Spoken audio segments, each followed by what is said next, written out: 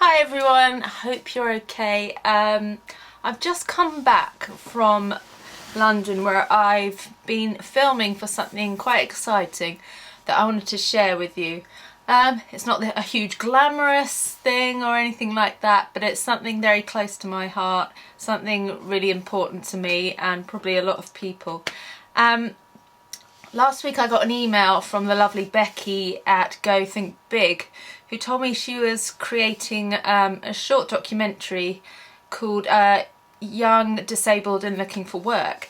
And she basically wanted some people to contribute to that have health issues, health problems that kind of affect their pursuit of their dream career or just working daily.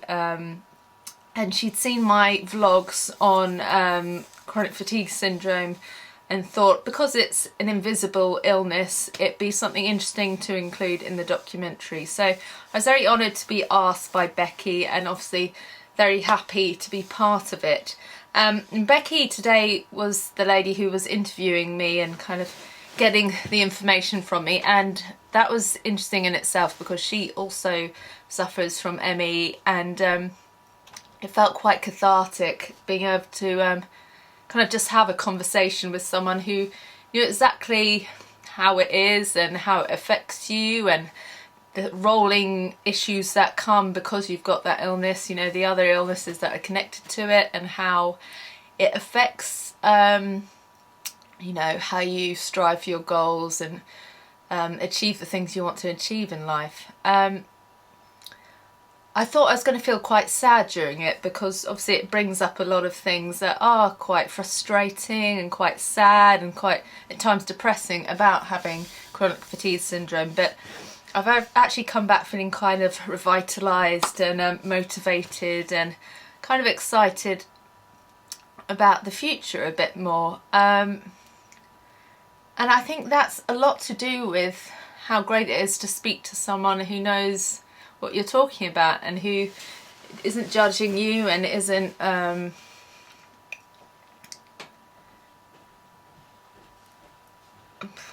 sorry, someone was listening.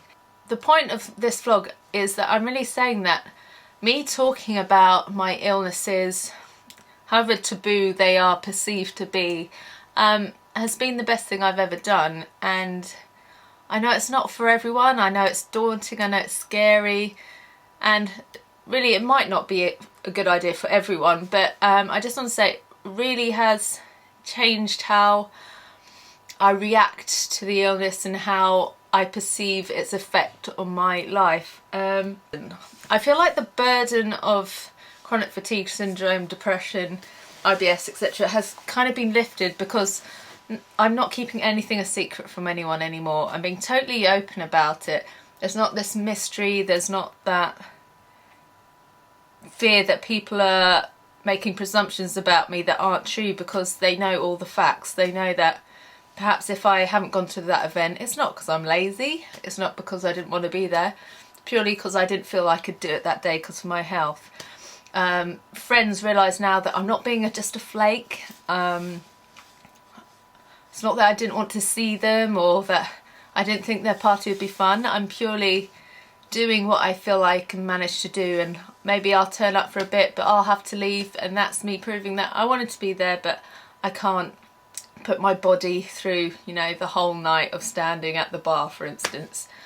By talking about it, future employees know that I'm very passionate and hardworking, and will always try my best to do a great job for you, but sometimes my health holds me back or makes things a bit more tricky. But that doesn't mean that I'm not someone worth working with, because if anything it shows that I'm more, I don't know, have more drive and more, what's the word, determination, I guess. I found also that a change of my attitude in the last few weeks has done a great deal of good in terms of coping with chronic fatigue syndrome.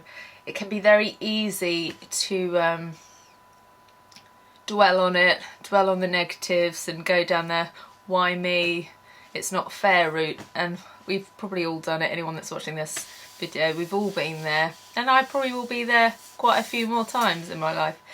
But on the whole, I've been really trying to be very positive and think about the good things that have happened to me in the day, the small but great things that I've managed to achieve that day, and things that I can still do career-wise despite my condition. No, I'm actually relatively lucky. Even the days where I'm extremely exhausted and I am in my bed and don't feel I can go out, I've got a laptop. I can scribble a few words on my blog. I can even film a blog if I want to, just sit up in bed and set my camera up. I can maybe just jot down some ideas for the things I'm going to do when I'm feeling a bit better. I mean, there's always something I can do. But I've also been trying to nap less.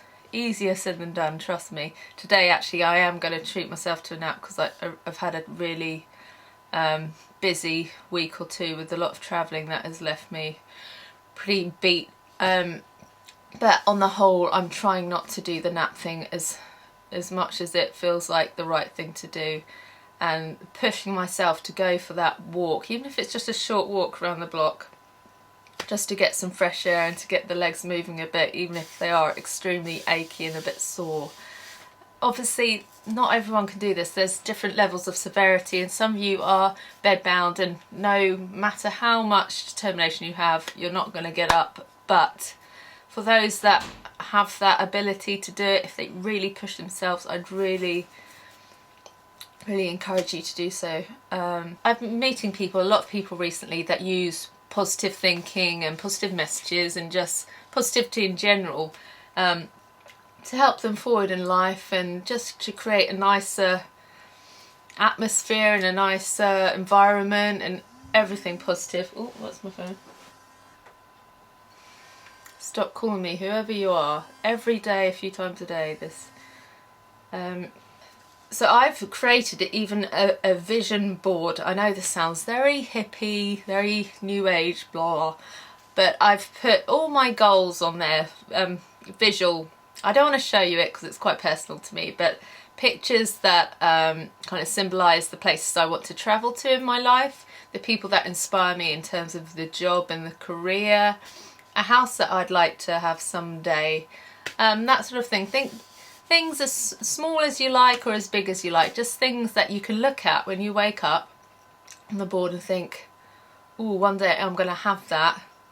No matter what, I'm going to find a way to get that. Because of our illness, it might not be easy, it might seem impossible, but there's usually a way around everything, and I just think keeping hold of those dreams kind of keeps you going and gives you that motivation. Another good thing about, communicating about your illnesses and talking to other people that have similar illness or just have chronic illnesses is they can give you tips on things that can help you. Like, I was speaking to Becky today and she was telling me about certain benefits and things that you can do to help you financially, because I've tried to do full-time work and my body didn't allow it. I was fainting, I was collapsing, all sorts of things. So I've tried that and I know I can't do that, but I still try to work as much as I can, but I'm still not able to make enough money really to be able to live independently. But there are things you can do. Once I have more information from Becky, I'll pass this on to you and let you know how I get on with that. But I wouldn't have known that if I hadn't spoken up about my illness. And who knows what other tips I'm going to get from you guys after this video, or from the other videos and the emails I get as a response to them. So starting a conversation can definitely help you with your progress, because you'll find out things that you had no idea about. Because we all know that some doctors don't offer you much in terms of hope or remedy or tools to improve your situation. So other people that are suffering from it are probably our best bet at, helping ourselves. So I'm a bit out of breath. Like I said, I'm really tired today, and even talking is quite exhausting for me. By the way, when this interview goes out that I was talking about earlier, I had a bit of the brain fog going on today, so there are a few moments where I completely lost my thread, forgot what I was saying. Hopefully they'll be kind in the edit, but just to warn you in case it seems like I'm a bit of a space cadet, you know. So yeah, in terms of my general health, I'm not as bad as I have been. I'm obviously not ideal, never will be. Well, I say never. Who knows? That's a mystery. But I'm finding my arms are the main thing at the moment that are particularly tired. Just I'm struggling to dry my hair and brush my hair at the moment, and I've also got quite a bit of hair, so quite a lot of the time I look quite badly groomed and a bit dishevelled because I don't have the energy to spend, you know, drying it and curling it and doing all that sort of stuff. So yeah, my arms are pretty tired, and I've got really kind of buzzy legs. I don't know if anyone else gets this, where they've almost got like a pulse that goes up throughout it, or like lots of bees buzzing in them. I guess that's a tiredness thing. And I really just need a breakthrough. And I've been, like I said, I've been pushing myself really hard on the work, and it's involved quite a lot of travelling lately. And I think I need a couple weeks after this weekend where I can just pretty much do nothing, chill in bed, do work on my laptop, but not do too many commutes. Because as we know, commutes, standing on trains, doing the underground, even sitting in a car is quite exhausting. I've very much waffled. As I said, my brain's a bit doolally today.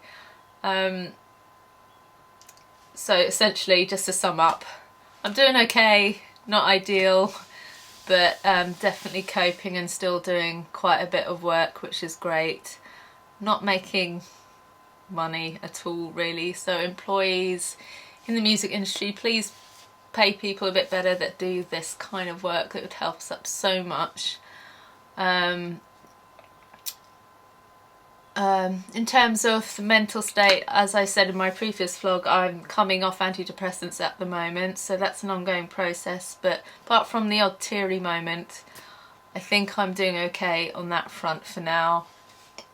IBS, bit iffy at the moment, but definitely not the worst it's been at all. I'm still able to eat some foods that I shouldn't be eating, and it's not reacting too badly, touch wood.